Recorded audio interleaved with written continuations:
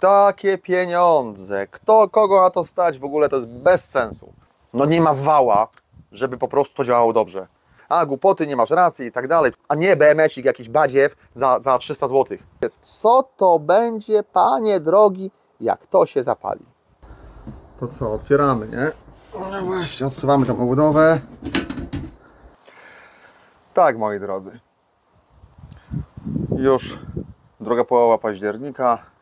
Nawet taki lekki chłodek się czuje. Ale ładne słoneczko dzisiaj, więc mogę tu siedzieć jeszcze w krótkim rękawku. Jest około 15 stopni w słońcu, więc powiedzmy, że nie jest jakoś tam specjalnie zimno. Natomiast o czym dzisiaj chciałem Wam powiedzieć? Słuchajcie, w zeszłym tygodniu Waldek, mój kolega Waldek Wawer, tak, kanał Zeptobox, odpisał nam na komentarz pod innym filmem odnośnie magazynów energii. No i wywiązała się dyskusja i taka dramka, że tak powiem. Potem Waldek oczywiście u siebie nagrywał materiał na ten temat na kanale, ja też tam się udzielałem, odpisywałem. I żeby nie było, oczywiście ja tu całkowicie popieram Waldka, bo to nie jest tak, jak wiele osób uważa. Magazyn energii, no zbudować każdy potrafi, tak? A czy każdy potrafi? No większość, jak tam troszeczkę tam tej wiedzy liźnie, to coś tam będzie budować. Ale to nie do końca jest tak, jak się Wam generalnie wydaje. Nie jest to takie proste, jak większość uważa i że wystarczy kupić sobie jakieś tam ogniwa, jakieś celki, połączyć tam szeregowo czy równolegle i coś tam z tego wyjdzie. Może bym powiedział tak, że faktycznie coś z tego wyjdzie, ale co? To się przekonacie dopiero jak to uruchomicie. Zapraszam na odcinek.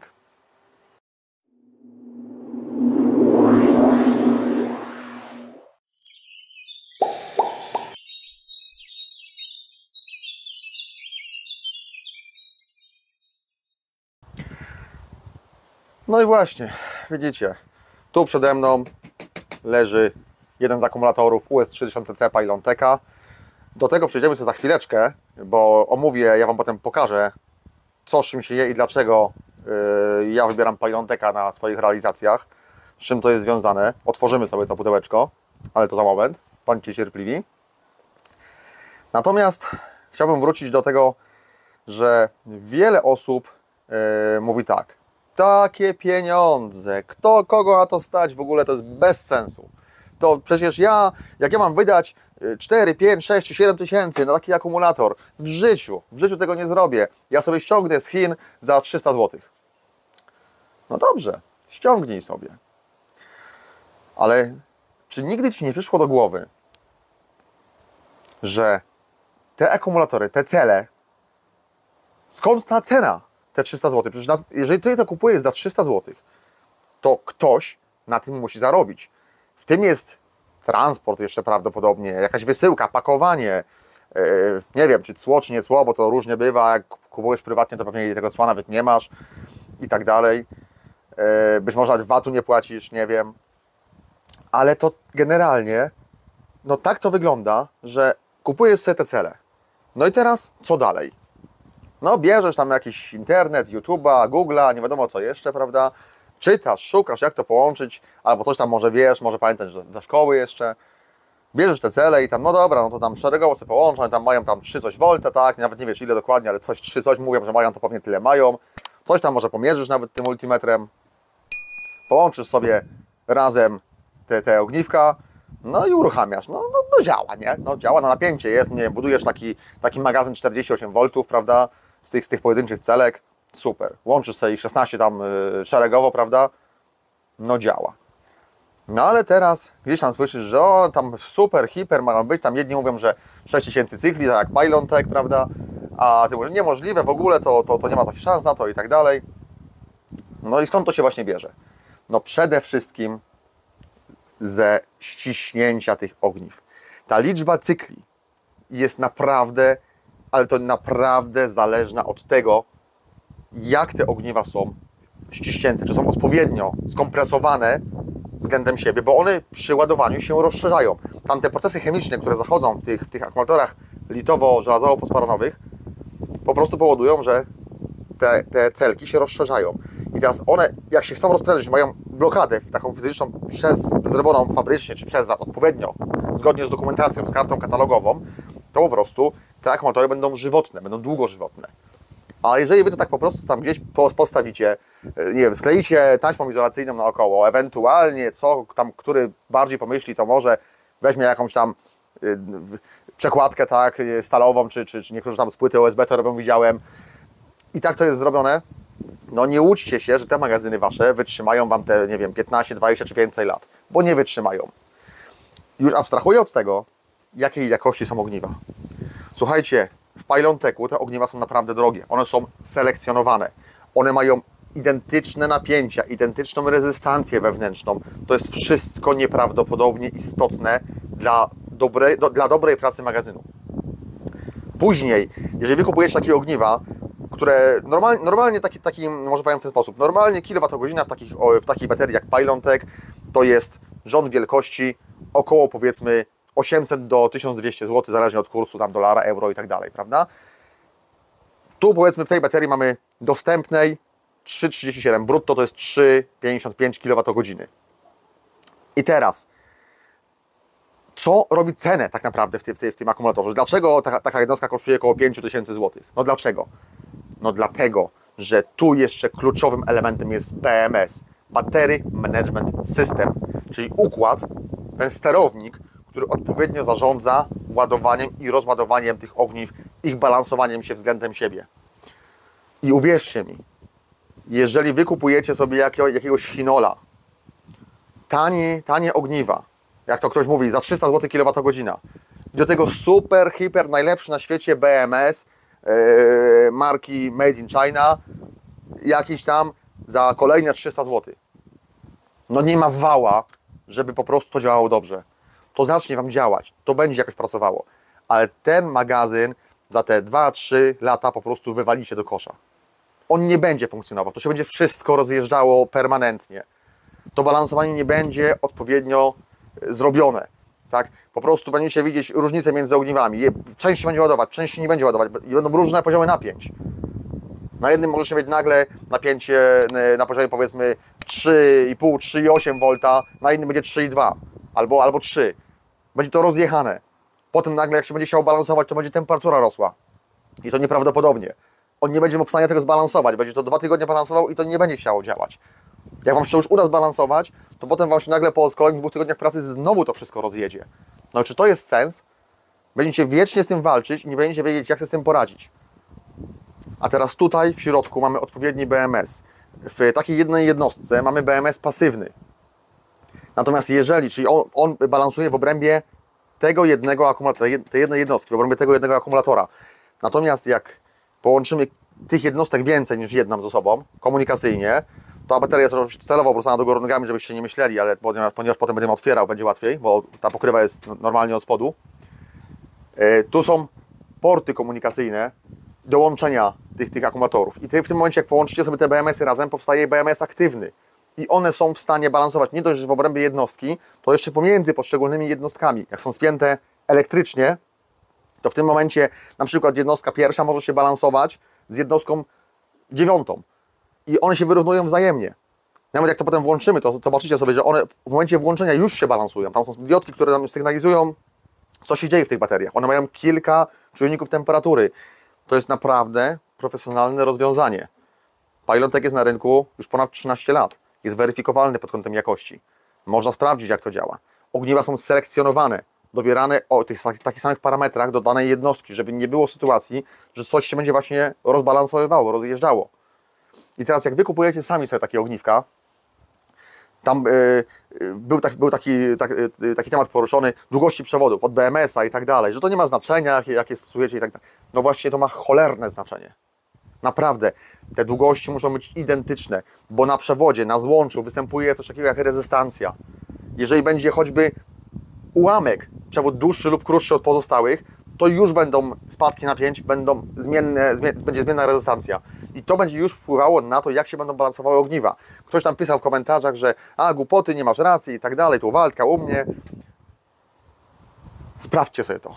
Jak chcecie sobie przekonać, to sobie kupcie tanie ogniwa, kupcie sobie takiego Pylontecha i sobie je pomieszcie, zobaczcie, co się dzieje. Jak to wszystko pracuje. Dlaczego Tu to działa dobrze, a dlaczego w tych małych pseudo-magazynach nie działa dobrze? Ktoś napisał, że bo tam u niego, to zdaje się na live u Waldka, pompa ciepła ostatnio. Ja tam nie byłem na wizji, byłem na czacie przez większość czasu, też komentowałem. I słuchajcie, ktoś napisał, że u niego tam się balansuje do 1/100, do 200 i jest dobrze, nie? I tak dalej. No nie jest dobrze.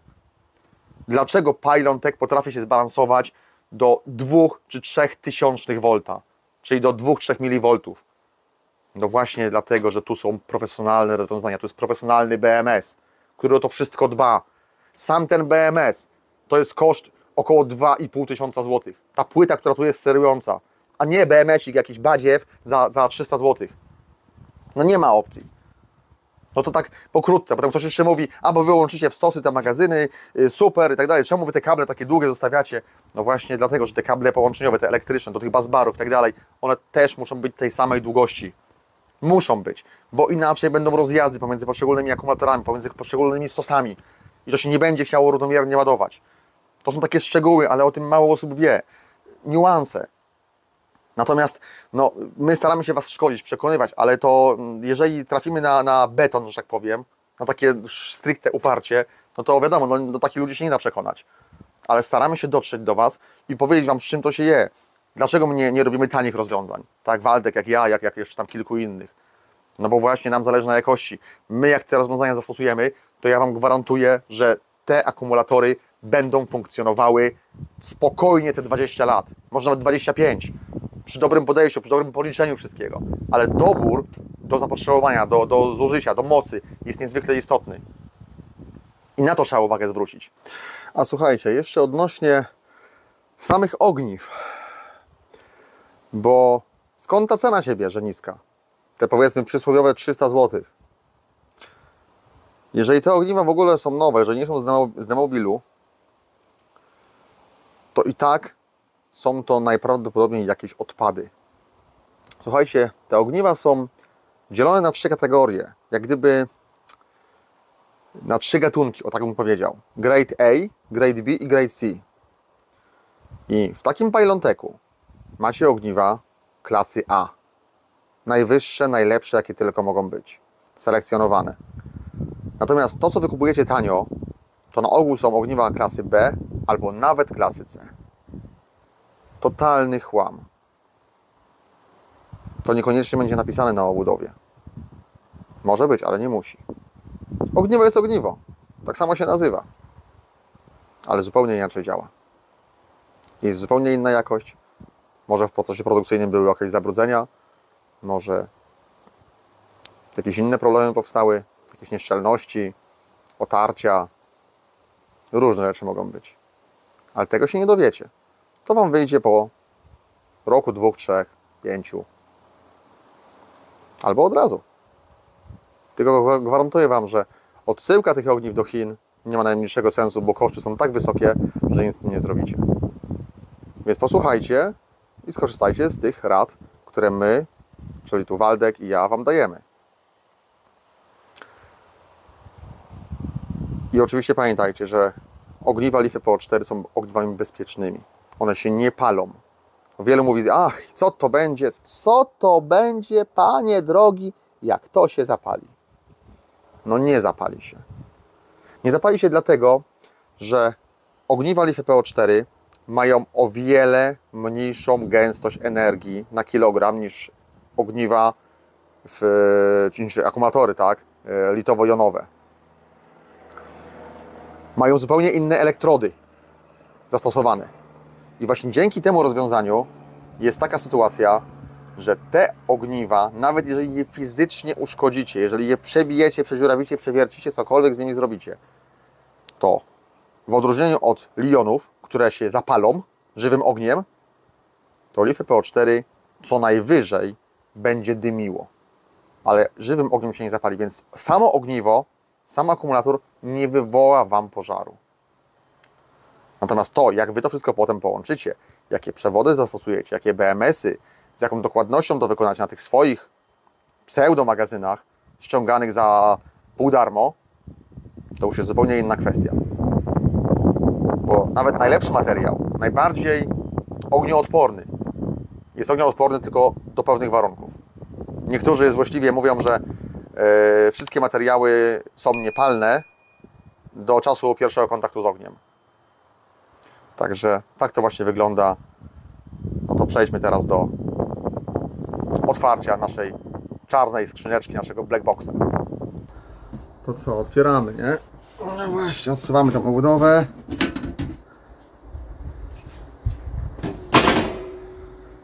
I zobaczcie, co my tu mamy. Spójrzcie, jak ten akumulator jest skonstruowany. Spójrzcie na tą płytę, na tego BMS-a. Jaki to jest układ? To nie jest układzik taki tam 2 na 10 cm. Potężna płyta. Masa tranzystorów. Odpowiedniego przekroju przewody. Tu z tyłu mamy oczywiście ogniwa. Tak, możemy sobie wyjąć tą poprzeczkę, która wspiera wszystko. Tak to jest skonstruowane teraz. Jak my to włączymy, nie wiem, czy w tym słońcu będzie widać, mam nadzieję, że tak. Włączymy sobie ten akumulatorek. To słuchajcie, teraz pewnie tego nie widać, ale o, może troszeczkę widać. Poszczególne diodki, które tu świecą i on już się balansuje. Już w tym momencie wystartował układ i już poszczególne celki w tej jednostce po prostu balansuje. Tak to właśnie wygląda. Profesjonalny BMS. I to może działać. To może funkcjonować spokojnie 20 lat. To ma 6000 cykli pracy pełnych. Przy głębokości cyklu 95%. Czyli praktycznie cały akumulator może się rozładować. To jest właśnie przewaga w stosunku do jakiejś taniej chińszczyzny. Nie bójcie się tego. I zaufajcie wiedzy i doświadczeniu. No właśnie. I widzieliście, co jest w środku. W tym niby kiepskim Pylonteku, tak? Jak to niektórzy twierdzą. W tym drogim pudełku, które jest nic nie warte. No właśnie. I to jest odpowiedź na Wasze pytania. Teraz słuchajcie, kolejny temat, bardzo istotny. Magazyn energii, nisko czy wysokonapięciowy. To jest akurat akumulator niskonapięciowy, na 48 V. Te akumulatory możemy łączyć tylko równolegle. Nawet dokumentacja stricte określa, żeby nie łączyć tego szeregowo, bo tutaj no, to działać nie będzie, może dojść do uszkodzenia. 48 V jest napięciem bezpiecznym. A ktoś tam pisze, a czemu Wy nie używacie wysokonapięciowych? Po pierwsze, my akurat stosujemy instalacje oparte o Victron Energy. Tutaj nie ma falowników wysokonapięciowych jeszcze, one dopiero mają się pojawić. Są w testach już od dłuższego czasu, dlatego że Victron jest producentem, który sobie nie pozwoli na wypuszczenie bubla, tylko musi mieć wszystko idealnie przetestowane, zanim produkt wyjdzie na rynek i będzie do użytku przeznaczony. Będzie ten wysokonapięciowy falownik. Nawet trójfazowy z fotowoltaiką, ze wszystkim. Naprawdę combo.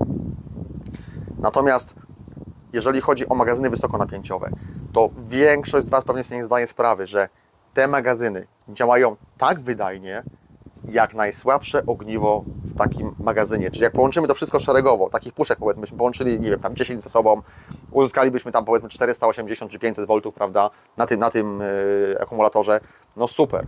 Ale gdyby coś wysiadło, gdyby któreś ogniwo było niezbalansowane, gdyby gorzej się zachowywało po jakimś tam czasie, z jakiegoś powodu, takiego czy innego, nie wiemy tego, to wszystko będzie leżało. Wszystkie inne będą miały problemy. Dlatego właśnie według mnie magazyn niskonapięciowy jest lepszy. Te połączenia równoległe powodują, że to będzie działało lepiej, wydajniej i będzie bardziej żywotne. Nie będzie takiej sytuacji, że jak niektórzy twierdzą, przewody dajecie grube, no bo macie niskie napięcie. A jakbyście dali teraz wysokonapięciowy, to zdajecie się cienkie przewodziki. No tak, no damy te cienkie przewody o małych przekrojach. Że tu niby zaoszczędzimy. Oczywiście, przewody będą tańsze, ale problemy, które się nawarstwiają i komplikacja tak naprawdę jest większa i te koszty będą większe, to się wszystko wyrówna. Nie wiem, czy sobie zdajecie sprawę z tego, że magazyny wysokonapięciowe tak naprawdę o wiele więcej energii muszą się wydać, żeby podtrzymać pracę BMS-a. O wiele więcej energii potrzeba, żeby podtrzymać trafo, transformator w tym falowniku, który obsługuje pracę tych wszystkich magazynów. O wiele więcej energii potrzeba, żeby utrzymać styczniki, które odpowiednio pracują i włączają, wyłączają dany obwód czy daną sekcję, zależy jak to jest skonstruowane. To się wszystko wyrówna. Przy niskim napięciu nie ma takich problemów. Także ja mogę powiedzieć tylko jedno. Jeżeli chcecie inwestować w magazyny energii, w instalacje hybrydowe, w instalacje typu off-grid, to naprawdę bardzo mocno rozważcie jednak magazyny niskonapięciowe. To naprawdę jest lepsze, jest przede wszystkim bezpieczniejsze. Przy wysokim napięciu jakiekolwiek przebicie na obudowę, nie daj Boże, tak? Wasze dziecko się dotknie i tak dalej, to jest praktycznie na miejscu. Prąd stały, niestety, ale w momencie, kiedy złapie, jeżeli człowiek się zdąży od tego odczepić, oderwać w jakikolwiek sposób, naprawdę w wielu przypadkach, w przeważającej liczbie przypadków dochodzi do elektrolizy krwi. A to się wiąże w przypadku braku szybkiej reakcji, no niestety z zejściem, tak mogę to określić. Także jeżeli nie chcecie mieć tego ryzyka, nie montujcie magazynów wysokonapięciowych.